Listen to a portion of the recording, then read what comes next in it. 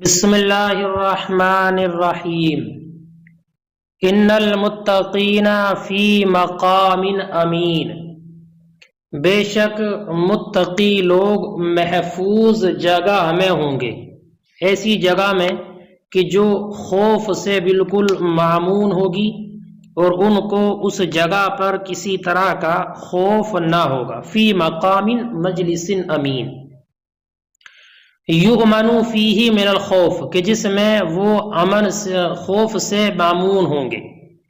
یؤمن فیہ، یہ اس بات کی طرف اشارہ کر رہا ہے کہ الامین جو آیا ہے یہ فعیل بمعنی مفعول ہے، فعیل بمعنی مفعول، یعنی امین معمون کے معنی میں ہے، اور متقی لوگوں کو اللہ رب العزت جو مرتبہ اور عزت جنت میں عطا فرمائے گا وہ ایسی مرتبہ، ایسا مقام ہوگا کہ جس میں وہ بالکل بے خوف ہوں گے، وہاں پر انہیں کوئی خوف اور غم نہ ہوگا۔ فی جنات وعیون،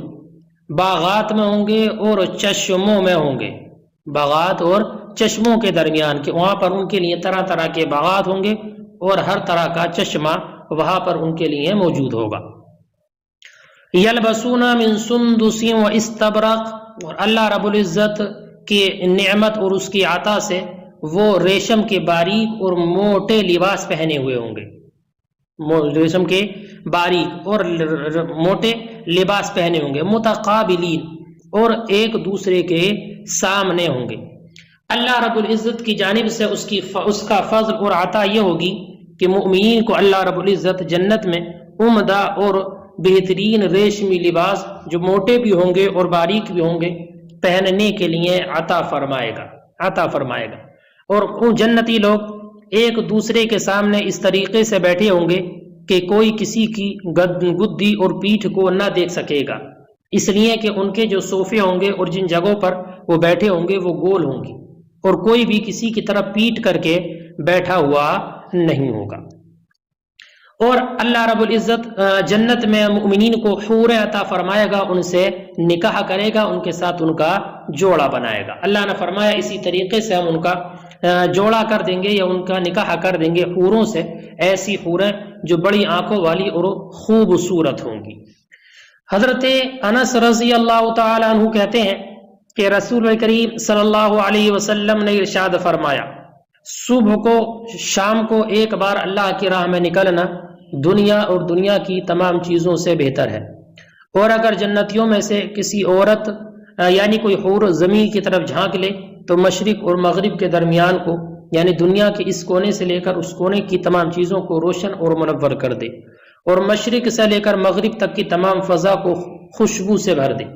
اور یہ بھی فرمایا کہ اس کے سر کی اوڑھنی اس دنیا اور دنیا کی تمام چیزوں سے بہتر ہے۔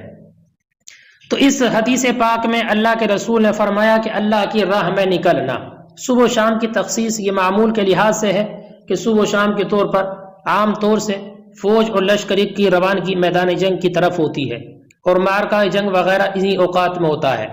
ورنہ یہاں پر مطلقاً یہ ہے کہ جو بھی اللہ کی راہ میں کام کیا جائے وہ صبح کا وقت ہو یا شام کا وقت ہو، اس میں کوئی سی وقت کی تخصیص نہیں ہے، اللہ کی راہ میں ہو تو وہ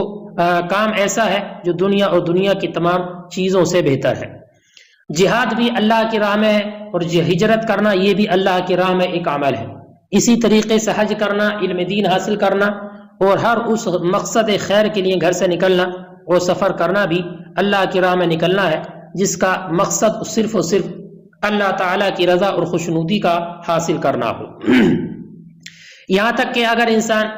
دل جمعی کے ساتھ اور اللہ تعالیٰ کی خوشنودی اور رضا کو حاصل کرنے کے لیے اس کے فرمان پر عمل کرتے ہوئے اپنے اہل و عیال کے نفقے کمانے کے لیے اور طلب معاش کے لیے اللہ تعالیٰ کو دل میں حاضر و ناظر سمجھتے ہوئے اس کی عبادت کو ادا کرتے ہوئے معاش حاصل کرنے کے لیے نکلتا ہے، جو اپنے اہل و عیال کے لیے کماتا ہے، تو وہ بھی اس کا نکلنا اللہ کی راہ میں نکلنا ہے۔ اور ایک حدیث پاک میں نبی اکرم صلی اللہ علیہ وسلم نے ارشاد فرمایا، اگر ان حوروں میں سے کوئی کھاری سمندر میں تھوک دے تو اس کا سارا پانی میٹھا ہو جائے، پھر وہاں جنتیوں کے لیے انعام پر انعام یہ ایک ہوگا کہ وہاں پر جن چیزوں کو بھی وہ طلب کریں گے وہ ان کے لیے فوراً موجود ہوں گی، جیسے ہی ان کا ارادہ ہوگا فوراً وہ چیز حاضر ہو جائے گی۔ جیسی اس چیز کی خواہش اور تمنا کریں گے نہایت ہی جلدی کے ساتھ وہ چیز ان کے پاس حاضر ہو جائے گی۔ اور مزید بڑا انعام اس پر یہ بھی ہوگا کہ وہ اس کو نہایت بے فکری سے کھائیں گے، کبھی اس چیز کے ختم ہونے کا غم نہ ہوگا، کبھی اس کے خراب ہونے کا کوئی غم نہ ہوگا، اور اس سے کسی نفع، اس سے کسی پریشانی اور نقصان کا کوئی اندیشہ نہ ہوگا۔ اللہ تعالیٰ نے انہی انعام و اکرام کا اس آیت کریمہ میں ذکر فرمایا ہے۔ ان المتقین فی مقام مجلس امین، بے شک متقی لوگ محفوظ جگہ میں ہوں گے، یؤمن فیہ من الخوف، جس میں وہ خوف سے بالکل معمون ہوں گے، فی جنات بستان، باغات میں، وعیون اور چشموں میں،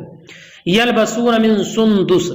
پہنے ہوئے ہوں گے ریشم کے باریک اور موٹے لباس، اے ما رق من الدیباج وما غلظ منہ، یعنی جو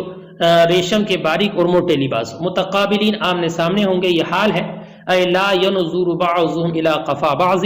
یعنی ان میں کہ بعض کی گدی کو نہیں دیکھتے ہوں گے، لدوران الاسرۃ بہم، ان کے صوفوں کے اور ان کی جو تخت وغیرہ ہوں گے ان کے گول ہونے کی وجہ سے، کذالک، ایسے ہی، اس سے پہلے الامر مقدر ہے، اصلی عبارت الامر کذالک، یقدر قبلہ الامر، اس سے پہلے مقدر مانا جائے گا الامر، ایسے ہی وزوجناہم، اور ہم نے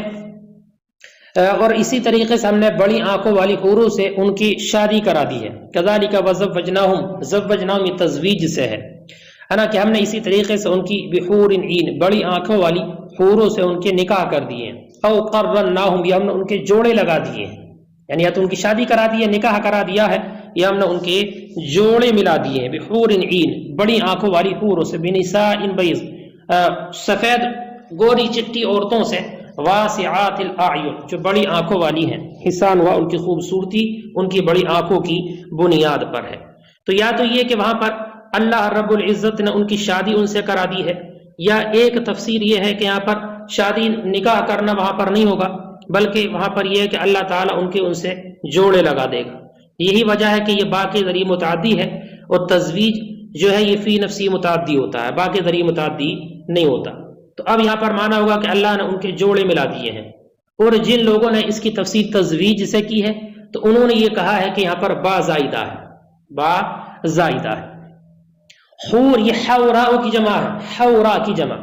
اور مانا ہے اس کا معنی گوری اور چٹی سفید انا، اور عین یہ عینا کی جمع، عینا مراد بڑی آنکھوں والی۔ تو عورت کا بڑی آنکھوں والا ہونا، گورا ہونا، جو کہ خوبصورتی کی دلیل ہے، اس لیے اللہ تعالیٰ نے یہ تمام صفتیں ان عورتوں میں، ان حوروں میں رکھی ہیں۔ واسعات الاعین، یدعون وہ اس میں طلب کرتے ہوں گے، الخدم خادموں سے، جنت کے خادموں سے، الجنہ جنت کے خادموں سے، ان یاتوا بکل فاکہہ کہ وہ ان کے پاس لے کر آئیں ہر طرح کے میوے، ہر طرح کے میوے اس میں طلب کریں گے، آمینین، اور وہ ان کے ختم ہونے سے معمون ہوں گے، آمینین معمون ہوں گے، من انقطاعها ان کے ختم ہونے سے، ومضرتها ان کے نقصان سے، ومن کل مخوف اور ہر خوف سے، اور ہر خوف سے وہ اس میں معمون ہوں گے، اس میں کسی طریقے سے کوئی خوف نہ ہوگا۔ حال یہ یدعون کی زمین سے حال ہے۔ لا یذوقون فیہا الموت الا الموتۃ الاولی، وہ اس میں نہیں چکیں گے مگر سوائے پہلی موت کے، لا یذوقون، وہاں پہلی موت کے علاوہ کسی موت کا مزہ نہیں چکھیں گے۔ حضرت ابو سعید خدری رضی اللہ تعالیٰ عنہ سے روایت کرتے ہیں کہ نبی اکرم صلی اللہ علیہ وسلم نے فرمایا کہ قیامت کے دن موت کو ایک دمبے کی شکل میں لایا جائے گا، اور ابو قریب کی روایت یہ ہے کہ اس دمبے کو جنت اور دوزخ کے درمیان لا کر کھڑا کر دیا جائے گا، پھر اللہ فرمائے گا، اے جنت والو کیا تم اسے پہچانتے ہو؟ جنتی اپنی گردنیں اٹھا کر دیکھیں گے اور کہیں گے، ہاں ہمارے رب، یہ موت ہے، ہم اسے جانتے ہیں۔ پھر اللہ کی طرف سے حکم دیا جائے گا کہ اسے ذبح کر دیا جائے، پھر اسے ذبح کر دیا جائے گا، اور اللہ فرمائے گا، اے جنت والو اب ہمیشہ جنت میں رہنا ہے، موت نہیں ہے، اور اے دوزخ والو اب تمہیں دوزخ میں رہنا ہے، اب موت نہیں ہے۔ راوی کہتے ہیں کہ پھر نبی اکرم صلی اللہ علیہ وسلم نے یہ آیت کریمہ پڑھی، وَأَنذِرْهُمْ يَوْمَ الْحَسْرَةِ إِذْ قُضِيَ الْأَمْرُ وَهُمْ فِي غَفْلَةٍ وَهُمْ لَا يُؤْمِنُونَ۔ لا یذوقون فیہا الموت، وہ اس میں نہیں چکیں گے موت، الا الموتۃ الاولی، سوائے پہلی موت کے، اے التی فی الدنیا، یعنی اس موت کے علاوہ کوئی اور موت نہیں چکھیں گے جو دنیا میں تھی، بعد حیاتہم ان کی زندگی کے بعد، اس میں۔ قال بعضهم بعض نے کہا الا بمعنی بعد، الا بعد کے معنی میں ہے، لا یذوقون فیہا الموت بعد الموتۃ الاولی، تو الا بعد کے معنی میں ہے۔ ووقاہم عذاب الجحیم، اور اللہ رب العزت نے انہیں جہنم کے عذاب سے بچایا۔ فضلا من ربک، یہ تمہارے رب کا فضل ہے، یہ تمہارے رب کے فضل اور اس کے انعام و اکرام کی بنیاد پر ہے۔ فضلا یہ مصدر ہے تفضلا کے معنی میں، جو منصوب ہے بتفضل مقدر، تفضل فعل مقدر کی بنیاد پر۔ من ربک تمہاری جب کی جانب سے فضل ہے۔ ذالک هو الفوز العظیم، ذالک هو الفوز العظیم، اور یہی انسان کے لیے سب سے بڑی کامیابی ہے کہ اللہ تعالیٰ اس کو جہنم کے عذاب سے محفوظ کر دے۔ فَإِنَّمَا يَسَّرْنَاهُ بِلِسَانِكَ، بے شک ہم نے اس قرآن کو آپ کی زبان سے آسان کر دیا۔ یسرناہ سہلنا القرآن، ہم نے قرآن کو آسان بنا دیا آپ کی زبان سے، بلغتی کا، آپ کی لغت سے، عربی سے۔ لِتَفْهَمَهُ الْعَرَبُ مِنْكَ، تاکہ آپ سے اہل عرب اس کو سمجھے، لَعَلَّهُمْ يَتَذَكَّرُونَ، تاکہ وہ نصیحت حاصل کریں، یتعظون نصیحت حاصل کریں، وعظ و نصیحت پکڑیں، فَيُؤْمِنُونَ تو وہ ایمان لے آئیں، لیکنہم لا یؤمنون لیکن وہ ایمان نہیں لاتے ہیں۔ فَارْتَقِبْ تو آپ انتظار کیجئے، انتظر اہلاکہم ان کی ہلاکت کا انتظار کیجئے، انہم مرتقبون بے شک وہ بھی انتظار کر رہے ہیں، آپ انتظار کیجئے اور یہ لوگ بھی انتظار کر رہے ہیں ہلاکت کا، اپنی ہلاکت کا۔ وَهَذَا قَبْلَ نُزُولِ الْأَمْرِ بِجِهَادِهِمْ، اور یہ ان کے ساتھ جہاد کرنے سے پہلے کا حکم ہے، یعنی جہاد کا امر اس وقت تک نازل نہیں ہوا تھا، اس سے پہلے کا یہ حکم ہے۔ حضرت عبداللہ ابن عباس کہتے ہیں کہ رسول کریم صلی اللہ علیہ وسلم نے فرمایا کہ 3 اسباب کی بنا پر تمہیں عرب کے لوگوں سے محبت رکھنی چاہیے۔ ایک تو اس وجہ سے کہ میں عرب میں سے ہوں، اور ظاہر ہے کہ جو چیز حبیب کی طرح منسوب ہوتی ہے اس کو محبوب ہونا چاہیے۔ دوسرے اس وجہ سے کہ قرآن عربی میں نازل ہوا، یعنی قرآن کی زبان عربی ہے جو عرب کی زبان ہے، اور ان کی زبان اور لغت ہی کے ذریعے اس کی فصاحت و بلاغت جانی جاتی ہے۔ اور تیسرے اس وجہ سے کہ جنتیوں کی زبان عربی ہے۔ ان 3 اوصاف کی بنیاد پر تمہیں اہل عرب سے محبت کرنا چاہیے۔ جنتیوں کی زبان عربی ہے، اس سے یہ بات بھی معلوم ہوتی ہے کہ دوزخیوں کی زبان عربی نہیں ہوگی۔ لہذا بہرحال حدیث کا مطلب یہ ہے کہ عرب اور اہل عرب کو دنیا اور آخرت دونوں جگہوں میں فضیلت اور برتری حاصل ہوگی۔ نیز اس حدیث میں محبت کرنے کے صرف وہ 3 اسباب بیان کیے گئے جو اس بارے میں نہایت اعلیٰ ہیں، ورنہ تو اس کے علاوہ اور بھی بہت سے اسباب ہیں کہ جن کی بنا پر عرب اور اہل عرب سے محبت کرنا یا محبت ہونا لازمی چیز ہے۔ مثلا یہ کہ عرب ہی نے نبی اکرم صلی اللہ علیہ وسلم سے براہ راست دین کو حاصل کیا ہے، انہوں نے ہی دین کے عالم کو اور پرچم کو بلند کیا ہے، وہی لوگ ہیں کہ جنہوں نے ہم تک اس اسلام کو اور اس کی دین اور تعلیمات کو پہنچایا ہے، انہوں نے ہی بڑی بڑی طاقتوں سے اپنا لوہا منوایا ہے۔ تو اس کے علاوہ اور بھی بہت سارے اوصاف ہیں کہ جن کی بنیاد پر ہمیں ان سے محبت اور ان سے دلی لگاؤ رکھنا چاہیے۔ نیز سوال قر منکر نکیر بھی انہی کی زبان میں ہوں گے، اور انہی اسباب کی بنیاد پر یہ کہا گیا ہے کہ من اسلم فہو عربی، جو بھی اس دائرہ اسلام میں داخل ہو گیا تو وہ عربی ہے۔ حضرت عبداللہ ابن عمر بیان کرتے ہیں کہ سرکار دو عالم صلی اللہ علیہ وسلم نے فرمایا کہ جب تم میں سے کوئی مرتا ہے تو قبر کے اندر صبح اور شام اس کا ٹھکانہ اس کے سامنے لایا جاتا ہے۔ اگر وہ انسان جنتی ہے تو جنت میں اس کا ٹھکانہ دکھایا جاتا ہے، اور اس سے کہا جاتا ہے کہ یہ ہے تیرا ٹھکانہ، اس کا انتظار کر، یہاں تک کہ قیامت کے دن اللہ تعالیٰ تجھے اٹھا کر وہاں بھیجے گا۔ اور اگر کافر ہے تو اس کو ٹھکانہ اسے جہنم میں دکھایا جاتا ہے، اور قیامت کے بعد اس کو اسی ٹھکانے میں بھیج دیا جائے گا۔ یہاں تک سورہ دخان کی یہ تفسیر ماشاءاللہ مکمل ہوئی۔ اب آگے سورہ جاسیہ کا بیان آئے گا۔